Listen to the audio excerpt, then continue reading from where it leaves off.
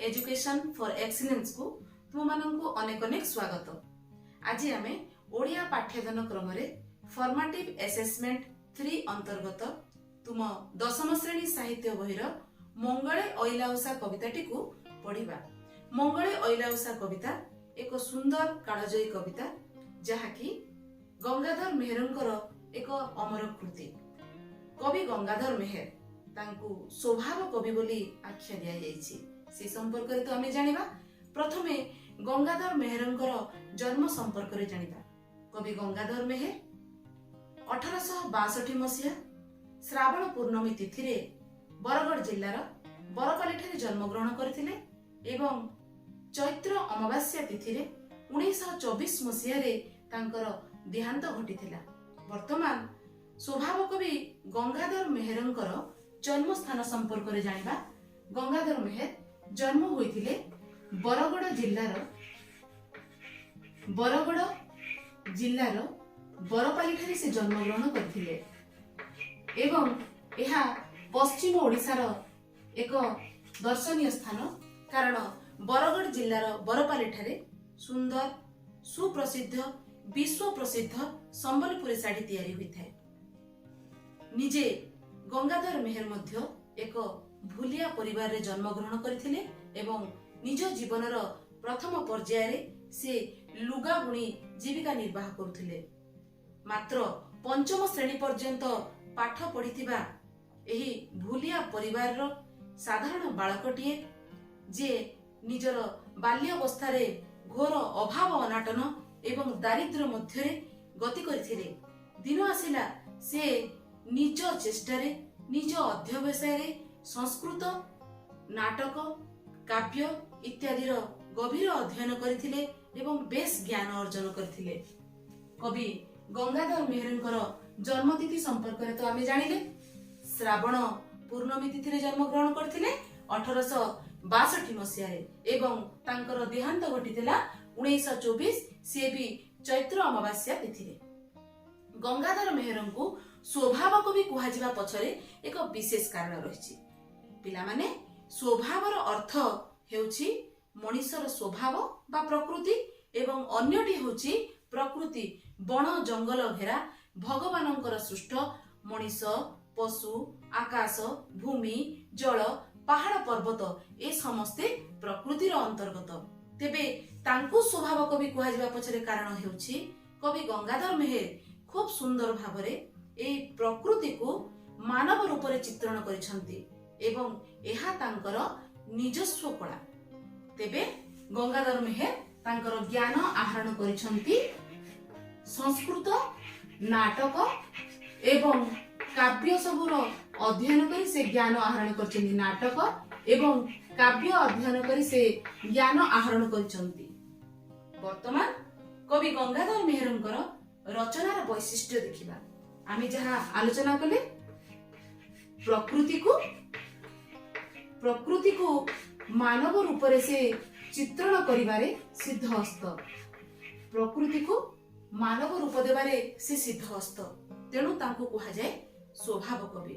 तेबे मंगळे ओइलाउसा कविताटी कविंकर तपस्विनी काव्यर चतुर्थ सर्गरु उद्धृत होईछि।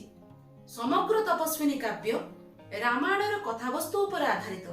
तपस्विनी काव्य रे तपस्विनी हेउचंती जनक नंदिनी अयोध्यार कुलवधू श्री रामचंद्रंकर धर्मपत्नी सती सीता एवं मंगळे ओइला उषा एही काव्यांश रे सीता किभଳି निर्वासित होइछंती से संपर्क रे सुंदर चित्रण करिछंती कवि गंगाधर मेहर। तेबे आस प्रथमे मंगळे ओइला उषा कवितार पृष्ठभूमि संपर्क रे जानिबा पूर्वरु आमे कवि गंगाधर मेहरंकर साहित्य कृति संपर्क रे जानिनेबा। मु तुमको एभଳି रेखाचित्र माध्यम रे किछि तथ्य देबी जाहाको पढ़ी तुमे खूब सहज रे कविंकर साहित्य कृति गुडी को मने रखि पारिबो। ताहले आसो वर्तमान आमे स्वभाव कवि गंगाधर मेहरंकर साहित्य कृति संपर्क रे आलोचना करिबा। गंगाधरंकर साहित्य कृति रे रहिछि किछिटा कालजयी कविता एवं क्षुद्र गीतिका तथा किछि काव्य। क्षुद्र गीतिका अंतर्गत कविंकर केतोटी कविता पुस्तक रही जो तांकर कविता गुड़िक संगृहीत होईछि। ता मध्यरे होछि कृषक संगीत, कविता माला, कविता कल्लोळ एवं अर्घ्यथाली। या मध्यरु कविंकर अर्घ्यथाली कविता पुस्तकटी बेस जनप्रिय एवं लोकमानंक मध्यरे बेस सुखप्रद होईछि। पाठक ताकू बहुत अधिक मात्रा रे ग्रहण करिसंती। वर्तमान कविंकर काव्य गुड़िक संपर्क रे जानिबा। कवि गंगाधर मेहेर लिखिचंती तपस्विनी काव्य, प्रणय वल्लरी, कीचक बध, इंदुमती, पद्मिनी, अयोध्या दृश्य एवं उत्कल लक्ष्मी। एठी मने रखिबार कथा कवि एक साधारण गाउली परिवेश भितरे कम पाठ पढ़िथिले मध्य संस्कृत साहित्य से जो भली ज्ञान आहरण करथिले सेथिरे तांकर निजस्व चातुरी मध्य रहिछि।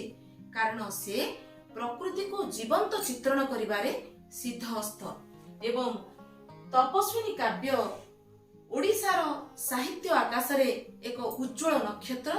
एई तपस्विनी काव्यर चतुर्थ सर्गरु ही आमर उद्धृत होईछि मंगळे अइला उषा काव्य, जहा तुम दशम श्रेणी साहित्य बही रे स्थान पाइछि एवं आज आमे ताकू आलोचना करूछु। तपस्विनी काव्य रे सीतांको तपस्विनी बोली कहा जाइछि। से ही हेउछंती एहार मुख्य चरित्र।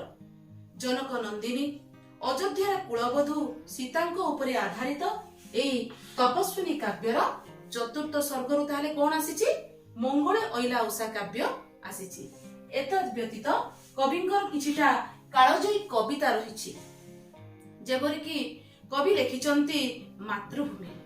मातृभूमि मातृभाषा रे ममता जाहृदे जनमी नाही, ताकू जेबे ज्ञानी गणरे गणिबा अज्ञान रहिबे काहे। जहा आमे अनेक समय रे भाषण रे सुनि थाउ एवं अनेक समय रे भाषण देला माने बुद्ध आमे ताकू व्यवहार करि थाउ। तेबे ये हला कविंकर साहित्य कृति। वर्तमान आमे कवितार पृष्ठभूमि संपर्क रे आलोचना करिबा। कवि गंगाधर पुरातन रे नूतनता आनिबारे सिद्धहस्त एवं प्रकृति को से किभଳି भाबरे चित्रण करिसंती तार सुंदर वर्णना करिसंती। आमे कवितार पृष्ठभूमि संपर्क रे आलोचना करिबा माध्यम रे ता बेस भलो भाबरे जानि परिबा। कवितार पृष्ठभूमि रे रहिछि वाल्मीकि आश्रम रे अयोध्यार निर्वासित सीतांकु प्रकृतिर स्वागत। सीता निर्वासिता होइछंती, अर्थात अयोध्या नगरीरु श्री रामचंद्र निजर धर्मपत्नी सीतांकु निर्वासन दंड देइछंती। तांकु राज्यरु बाहर करि दिया जाइछि। सेही समय रे सीता वाल्मीकि ऋषिंकर आश्रम रे आसी जोग बळ रे भाग्य बळ रे आसी वाल्मीकि ऋषिंकर आश्रम रे उपस्थित होइछंती। तेबे वाल्मीकि ऋषिंकर आश्रम रे जेतेबेले सीता अवस्थान करिछंती तार प्रथम दिन रे सीतांकु प्रकृति किभଳି भाबरे स्वागत करूछि एहा ही कवितार पृष्ठभूमि। प्रकृतिर जीवंत चित्रण एही चतुर्थ सर्ग रे तपस्विनी काव्यर चतुर्थ सर्ग रे मंगळे अइला उषा कविता रे प्रकृतिर जीवंत चित्रण कवि करिसंती। पढिबा बेले हमकु बोध हबो एहा प्रकृति प्रकृतरे गोटे नारीर रूप नेछि। आमे ताकू बुझिला बेलकू प्रकृतिर सौंदर्य को बुझिबा, किंतु भाव नेला बेलकू हमकू हमर अंतर्दृष्टि रे अनुभव हबो सते जेबळी प्रकृति आम सम्मुख रे गोटे नारीर रूप नै छिडा होईछि।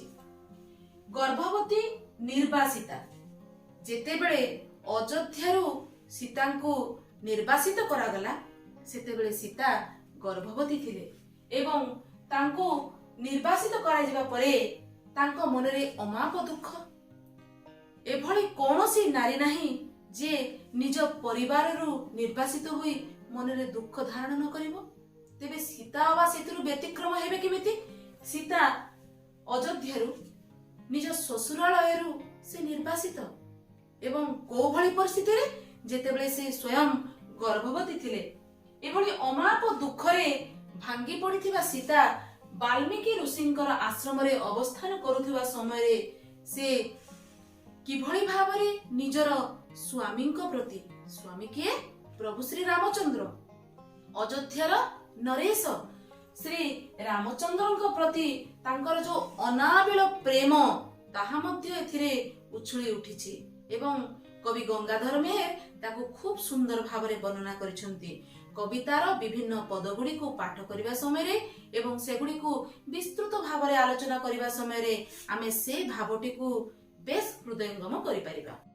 वर्तमान आस कविताटी को आमे पढ़िबा आरंभ करिबा।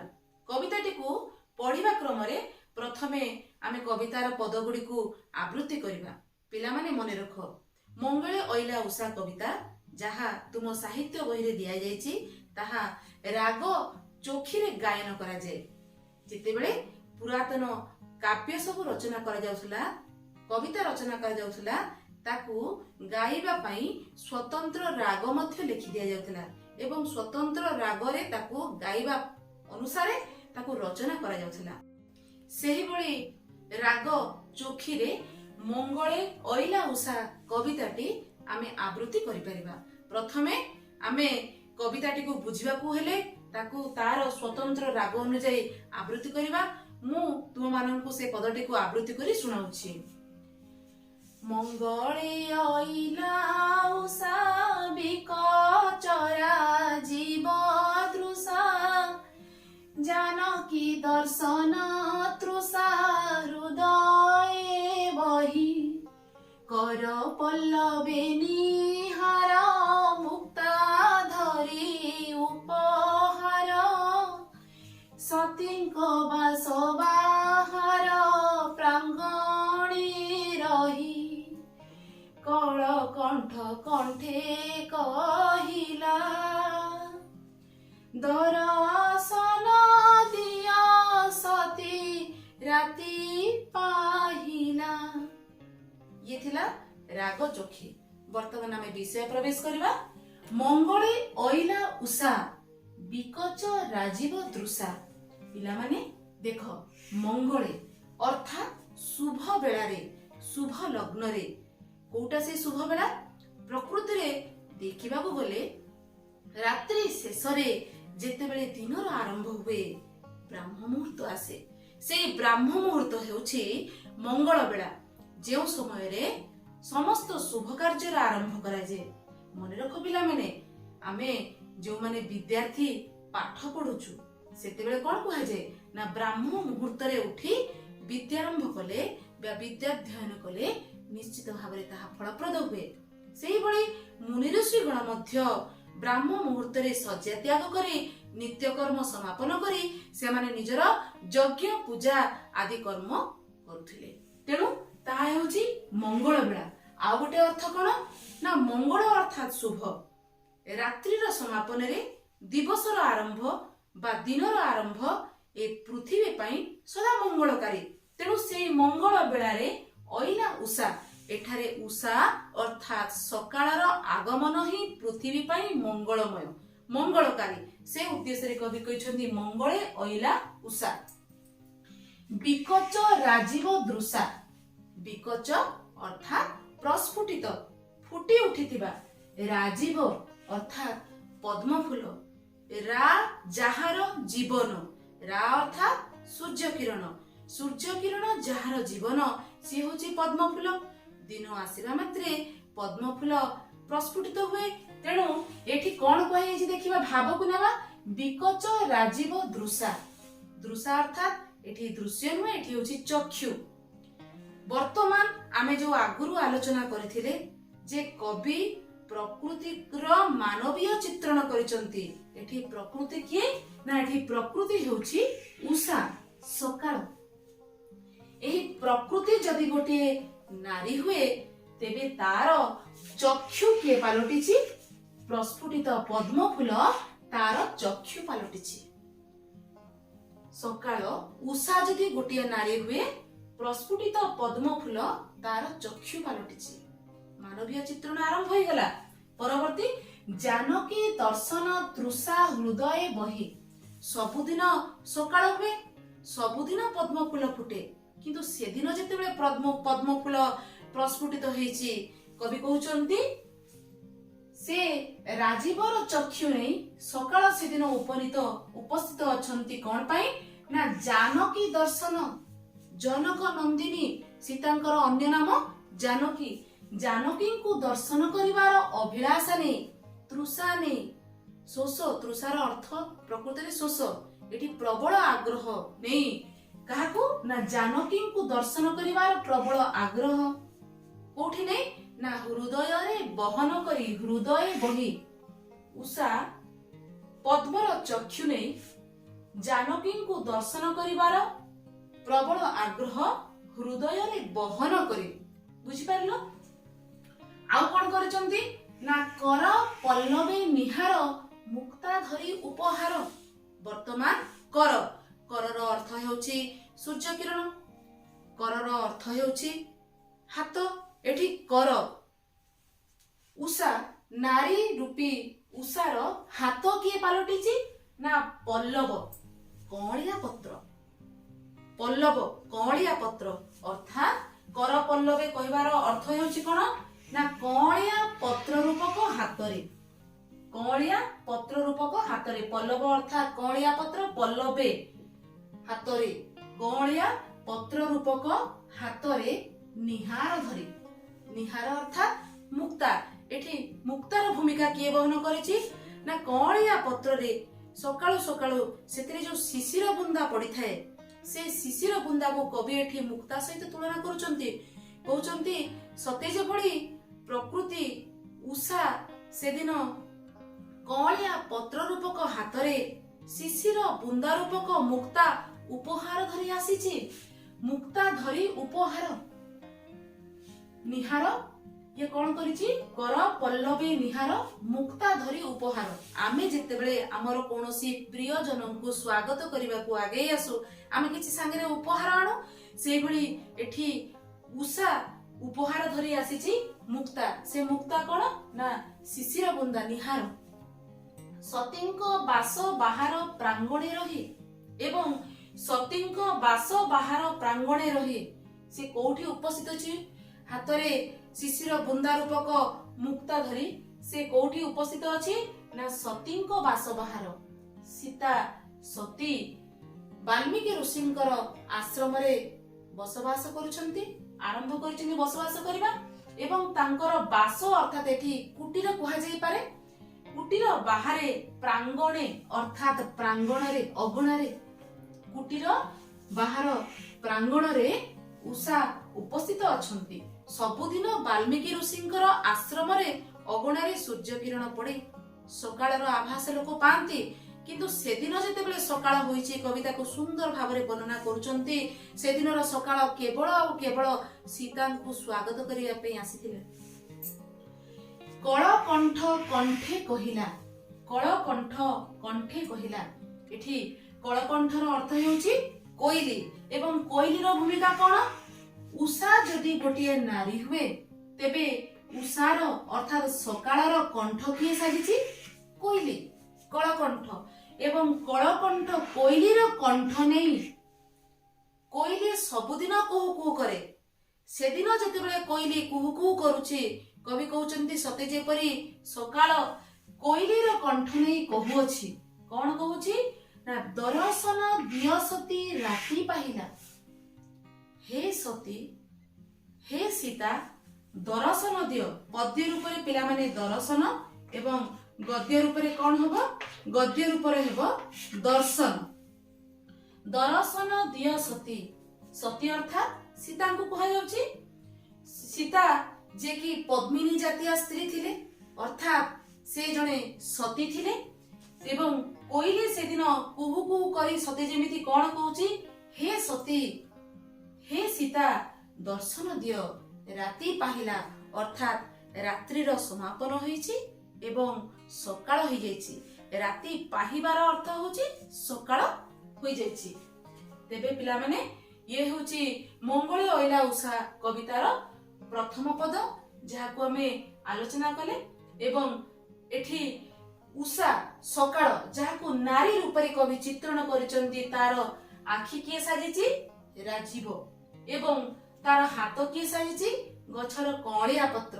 ଏବଂ କଅଁଳିଆ ପତ୍ରରେ ଥିବା निहार शिशिर बुंदा को कवि एठी मुक्ता सहित तुलना करिछि जहा से उपहार भाव रे आनिछि। उषा सकाळर कळकंठ कोन साजिछि ना तार कंठ साजिछि एवं सेते बेले जेतेबेले कोइली कुहू कुहू करूछि कवि कहउचंदी सती जेपरि से गोटिए रावरे कहि चलिछि हे सती सीता राति पाहिला वर्तमान आउ विलंब कर नहीं दर्शन दियो। वर्तमान आमे एई पद अंतर्गत जहा किछि तुम पई नूतन शब्द तार अर्थ गुड़िक जानिबा। वर्तमान आमे जो प्रथम पदटी को आवृत्ति कले आलोचना कले वर्तमान आमे से पद भितरे थिबा तुम पई नूतन शब्द गुड़िकर अर्थ जानि नेबा। विकर्ज प्रस्फुटित अर्थात फुटी थिबा। निहार कर पल्लवे निहार एठी कौड़िया पत्र रूपक हातरे निहार अर्थात शिशिर बुंदा रूपक मुक्ता नहीं। एठी निहार रो अर्थ होची शिशिर बुंदा जो पानी बुंदा सकाळु सकाळु कौड़िया पत्र उपरे पड़ी थाए से होची शिशिर बुंदा। राजीव पद्म पद्म को राजीव कुहाजिबा पछरे एक विशेष कारण रहिछि।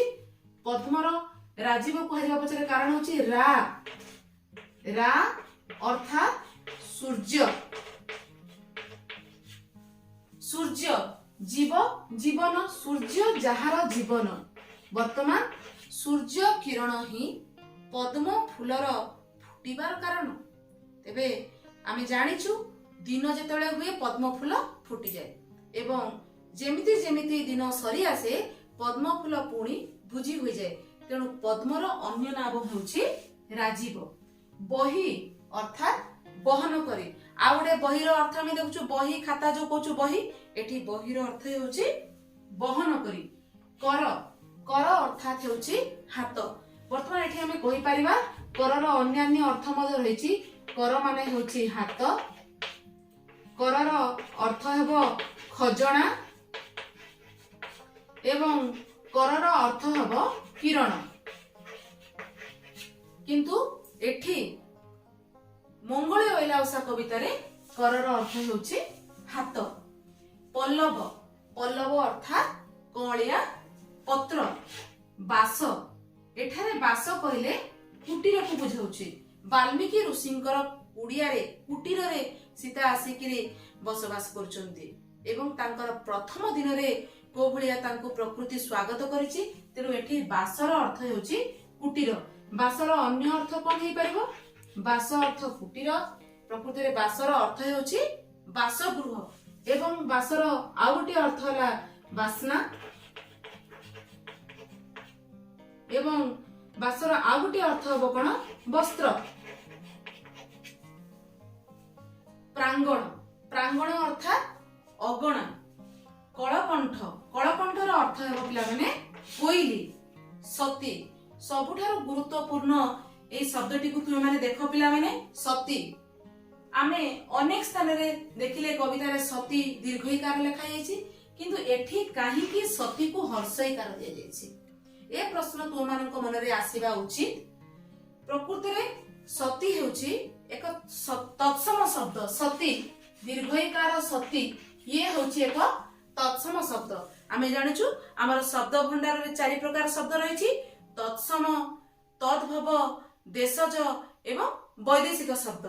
तत्सम शब्द कोन जहा अविकल संस्कृत शब्द अर्थात एभलिया शब्द हमर ओडिया शब्द भंडार रे रहिछि जे शब्द गुड़िक संस्कृत भाषा रे जहा ओडिया भाषा रे मध्ये ताहा सेथिरे कोनोसी परिवर्तन होई नै। जेबळे कि नदी जेबळे कि नारी सेही बळे गोटे तत्सम शब्द होउछि सती। वर्तमान एठी सती दीर्घईकार ताहा हर्षई लेखा जिबार कारण होउछि तत्सम शब्द भंडार रे गोटे नियम रहिछि पिला माने जेतेबेले कोनोसी तत्सम शब्द संबोधन उद्देश्य रे व्यवहार करा जाय सेतेबेले सेतिरे ह्रस्व स्वर हुए। ह्रस्व स्वर हमर स्वर रहिछि ह्रस्व स्वर और दीर्घ स्वर। जो हमर ह्रस्व स्वर अनुसार हर्षईकार हुए एवं दीर्घ स्वर अनुसार दीर्घईकार हुए। से बळे ह्रस्व स्वर अनुसार हर्षौकार हुए एवं दीर्घ स्वर अनुसार दीर्घौकार हुए। तेनु एठारे तत्सम शब्द सती होइतिले मध्य ତାହା ସମ୍ବୋଧନରେ ବ୍ୟବହାର କରାଯାଇଥିବାରୁ ସତୀ ହେ ସତୀ। ଏଠି କବି ସମ୍ବୋଧନ କରୁଛନ୍ତି କଣ? ଦର୍ଶନ ଦିଅ ସତୀ। ଆମେ ଯେମିତି ସମ୍ବୋଧନ କରୁଛୁ ମା, ସେଭଳି ଆମେ ସମ୍ବୋଧନ କରୁଛୁ ସତୀ। କବି ସମ୍ବୋଧନ କରୁଛନ୍ତି ସତୀ। କବି ତ କରୁନାହାନ୍ତି, କବି କଳକଣ୍ଠ କଣ୍ଠେ କହିଲା। କଳକଣ୍ଠ ଯେତେବେଳେ କୁହୁ କୁହୁ କୋଇଲି ଯେତେବେଳେ ଶବ୍ଦ କରୁଛି, ସେ କଣ କହୁଛି? ହେ ସତୀ ଦର୍ଶନ ଦିଅ। ସକାଳ ହେଇଗଲା, ରାତି ପାଇଲା, ତେଣୁ ସମ୍ବୋଧନ ଅର୍ଥରେ ସତୀ ଦୀର୍ଘଇ ନ ହୋଇ କଣ ହୋଇଛି? ହର୍ଷଇ ହୋଇଛି। ବର୍ତ୍ତମାନ ଆମେ এই ପ୍ରଥମ ପଦରେ ଯାହା କିଛି ନୂତନ ଶବ୍ଦ ଅଛି, ତୁମ ପାଇଁ ନୂତନ ଶବ୍ଦ, କିନ୍ତୁ ଏହା ଆମର ପ୍ରାଚୀନ କାବ୍ୟ କବିତାରେ ବହୁଳ ଭାବରେ ବ୍ୟବହୃତ ହୋଇଛି। ଆମେ ଯେତେ ଏଗୁଡ଼ିକୁ ଅଧ୍ୟୟନ କରିବା, ପଢିବା, ଆମେ ସେ ଶବ୍ଦ ଗୁଡ଼ିକୁ ବାରମ୍ବାର ଦେଖିବାକୁ ପାଇବା, ପଢିବାକୁ ପାଇବା। ବର୍ତ୍ତମାନ ଆମେ ଯାହା କିଛି ଆଲୋଚନା କଲେ ତୁମେ ତାକୁ ମନ ଦେଇ ପଢିବ ଏବଂ ତୁମର କବିତାରେ ଯାହା କିଛି ଭାବ ରହିଛି ତାକୁ ବାରମ୍ବାର ପଢିଲେ ତମେ ବୁଝିପାରିବ। ତୁମ ପାଇଁ କାମ ହେଲା ତୁମେ ଏଇ କବିତାର ପୃଷ୍ଠଭୂମି, କବି ପରିଚୟ ଏବଂ କବିତାର ପ୍ରଥମ ପଦରୁ ଯାହା କିଛି ପ୍ରଶ୍ନ, ସମ୍ଭାବ୍ୟ ପ୍ରଶ୍ନ ହେଇପାରିବ ତୁମେ ପ୍ରସ୍ତୁତ କରିବ।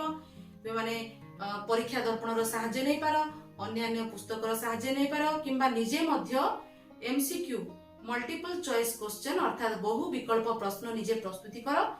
ମୋର ପରବର୍ତ୍ତୀ ଭିଡିଓରେ ଆମେ ଏଇ ପଠିତ ଅଂଶରୁ ଆମେ ଅନେକ ଗୁଡ଼ିଏ ବହୁ ବିକଳ୍ପ ପ୍ରଶ୍ନ ନିଶ୍ଚିତ ଭାବରେ ଆଲୋଚନା କରିବା।